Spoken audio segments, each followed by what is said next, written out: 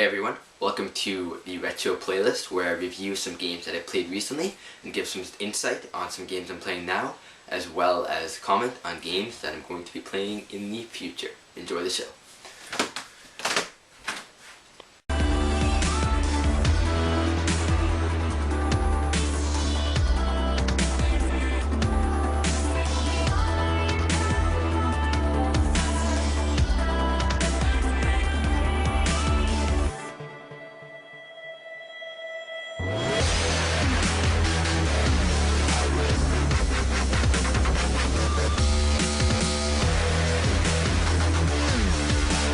Alrighty, so let's get started. I'm going to go right into some games that I played about a month ago to a week ago.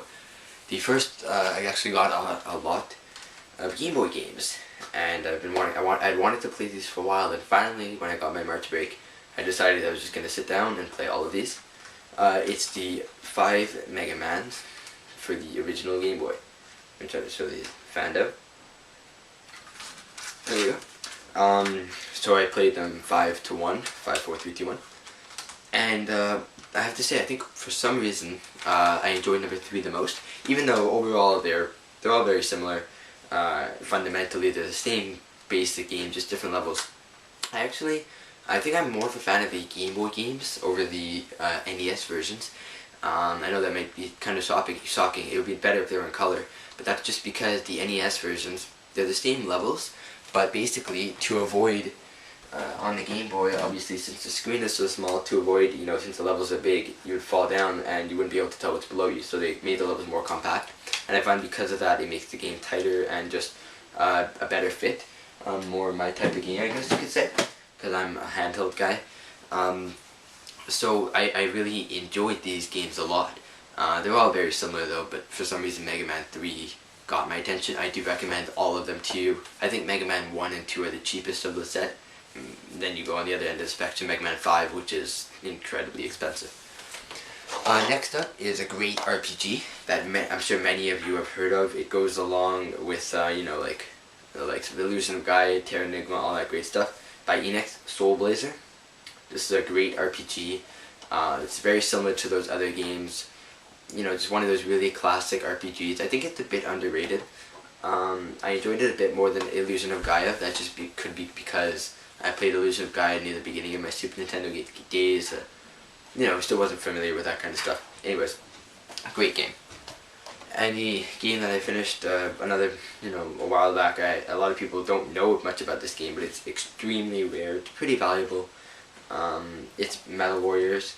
It is my favorite Super Nintendo game, that is for sure. I've never played a game on the Super Nintendo that I've enjoyed quite as much as this one. It's just overall an amazing game. Shoot 'em up, all that stuff, tons of shooting. You're a robot, you're like a human in a giant robot suit. It's just an incredible game. So now on to games that I'm currently playing. The first is, of course, Kid Icarus Uprising. This is also an incredible game. Obviously all of the games that I'm showing on this are games that I'm planning on playing because they're good games. Anyways, Kid Icarus, it's just a great game. The graphics are very nice in 3D, it looks incredible, and the controls and stuff, I find them really interesting, fairly intuitive, just a really fun game. I'm about halfway through it, I believe. Next game, another game that I'm also playing, is Goemon's Adventure. This is a really fun game. I'm a huge Goemon fan, and I actually have never completed this specific title. I'm a huge fan of Mystical Ninja, and on both on the 64 and on the SNES actually. So yeah, anybody who's a fan of, actually I guess anybody who's a fan of any kind of game, because there are lots of different kinds of things that go on in Goemon. I think it really appeals to a lot of kinds of gamers. So it's Goemon's Adventure for the N64. Now on to games that I'm planning on playing. Now these are games that I of course have heard great things about.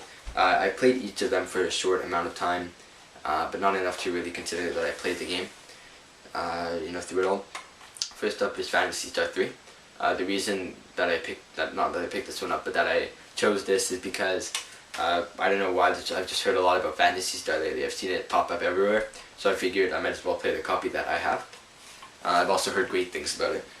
Then there's of course Super Dodgeball, which I've played a little bit. I've played just, a short amount, and I know that it's an incredible game, especially sports, as far as sports titles go.